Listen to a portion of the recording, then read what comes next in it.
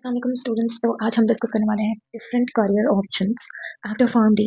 Like this is a great problem. Like बहुत ज़्यादा problem होता है उन स्टूडेंट्स को जो फार्म भी सिलेक्ट करते हैं and then after 5 years they don't know where to go, what option to select. Because specifically Pakistan में अगर हम देखें ना तो ज़्यादा ऑप्शंस नहीं है फार्मासिस्ट के लिए।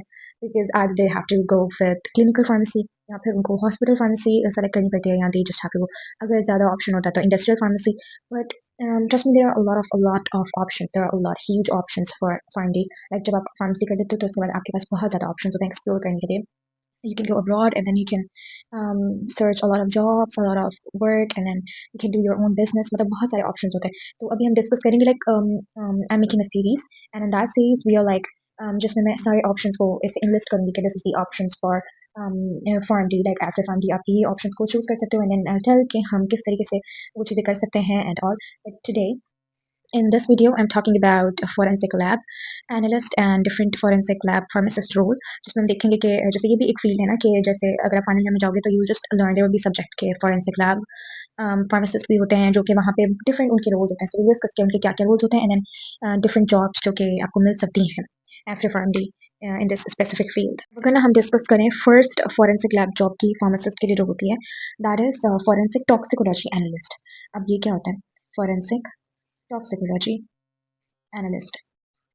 तो ये क्या करते हैं, ये फार्मासिस्ट का एक रोल होता है जिसमें आपको ना ड्रग्स को एनालाइज करना होता है, पॉइजन को, अल्कोहल को, ये डिफरेंट केमिकल्स आपको बायोलॉजिकल सैंपल्स में देखने होते हैं। मतलब अगर कोई फॉर एग्जांपल आपके पास पेशेंट आता है जो कि ऑर्गेनो फॉस्फेट पॉइजनिंग का केस है, डेड बॉडी है, तो आप उसमें चेक करते हो कि अच्छा उसकी बॉडी में ऑर्गेनो फॉस्फेट पॉइजनिंग है, दैट मीन्स उसकी सोर्स क्या है। You just check. आपने डिफरेंट टेक्निक्स जैसे कि JLC gas liquid chromatography and then HPLC different techniques को यूज करके एनालाइज करते हो कि उसकी बॉडी में ये जो पॉइज़न है, ये इसका सोर्स क्या हो सकता है, इसमें कौन-कौन से केमिकल्स हैं, then you can analyse that. तो ये भी एक काम होता है फोरेंसिक टॉक्सिकोलॉजी एनालिस्ट के लिए। तो ये भी फार्मासिस्ट का एक रोल है, दिस इज़ अ जॉब जिसमें आपको ब्लड सैंपल, यूरिन सैंपल और ये सारी चीज़ें चेक करनी होती है।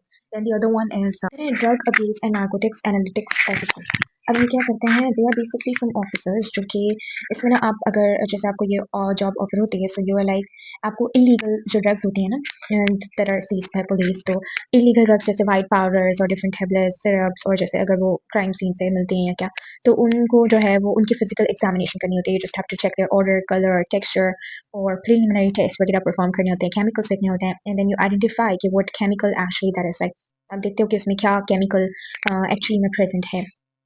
तो ये सारी चीज़ें हमें देखनी होती हैं, जैसे कि मार्कोस टेस्ट करना होता है, हमें ओपोइड्स देखेंगे, कोकीन देखेंगे। अगर आप फार्मेसी में हो तो आपको इन चीज़ों के बारे में पता होगा। सो ये सारी चीज़ें जो है वो देखनी होती हैं, मतलब कि हम जो ड्रग्स का मिसयूज़ होता है, जो अब्यूज़ ड्रग्स होती हैं, जो नारकोटिक्स हैं, जिनका सेडेटिव इफ़ेक्ट है जो कि सही नहीं है यूज़ करना। सो ऐसी ड्रग्स को भी आपको जो है वो आइडेंटिफ़ाई करना होता है। तो ये एक अलग इसका डिपार्टमेंट होता है, अलग जॉब होती है। देन उसके बाद होता है फॉरेंसिक फार्मास्यूटिकल एनालिस्ट जो कि मेडिसिन रिलेटेड केसेस को देखता है। अब जैसे कुछ केसेस हो जाते हैं ना हॉस्पिटल्स में, जैसे कुछ मेडिसिन हैं that are involve in crimes, जैसे कुछ फेक ड्रग्स होती हैं जिन्हें हम काउंटरफेट ड्रग्स भी बोलते हैं। या अगर कुछ हॉस्पिटल में केसेस होती हैं कि किसी डॉक्टर ने पेशेंट को या फार्मासिस्ट ने रिकमेंड किया है कि लाइक गलत डोज रिकमेंड किया है, या फिर ज़्यादा डोज, या समथिंग लाइक दैट, कि एडमिनिस्ट्रेशन प्रॉपर्ली नहीं हुई है। हॉस्पिटल के जो केसेस आते हैं पेशेंट को सही से टैकल नहीं किया गया एंड ऑल दैट। तो उस तरह की जो डेथ केसेस होती हैं या फिर दूसरी केसेस होती हैं, वो सारी जो है वो फॉरेंसिक फार्मास्यूटिकल एनालिस्ट जो है वो डिटेक्ट करता है, इन केसेस को संभालता है।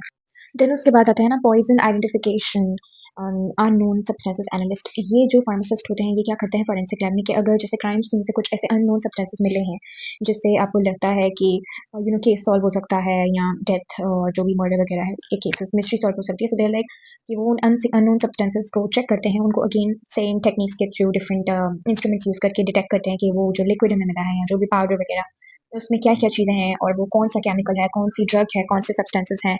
एंड इस तरीके से जैसे साइनाइड पॉइजनिंग होती है, डिफरेंट पेस्टिसाइड्स हमें मिल जाते हैं, तो हम उन सारी चीज़ों को चेक करते हैं, देन हम डिटेक्ट करते हैं, तो उससे हमें काफ़ी ज़्यादा क्लूज़ मिलते हैं। सो ये सारे जो रोल है ना, ये भी फार्मासिस्ट के लिए होते हैं। सो बेसिकली बहुत सारे रोल्स हैं, क्वालिटी कंट्रोल के लिए भी होते हैं और डिफरेंट। सो अगर यू वांट टू सी कि डिफरेंट फार्म डी के बाद आप क्या ऑप्शंस को ऑप्ट करते हो. So there is one option like forensic lab, इसके अंदर भी बहुत सारी जॉब्स होती हैं. इसके अलावा नेक्स्ट के अंदर I discuss pharmaceutical technology department, जिसके अंदर that is just a general term. ये बहुत बड़ी एक टर्म है फार्मास्यूटिकल टेक्नोलॉजी. इसके अंदर भी बहुत सारे आपके पास डिपार्टमेंट्स होते हैं, तो हम उसको देखेंगे कि उसमें जो है वो क्या क्या चीज़ें आती हैं, उसके अंदर कौन कौन सी जॉब्स होती हैं. So you can select that, you can choose it. So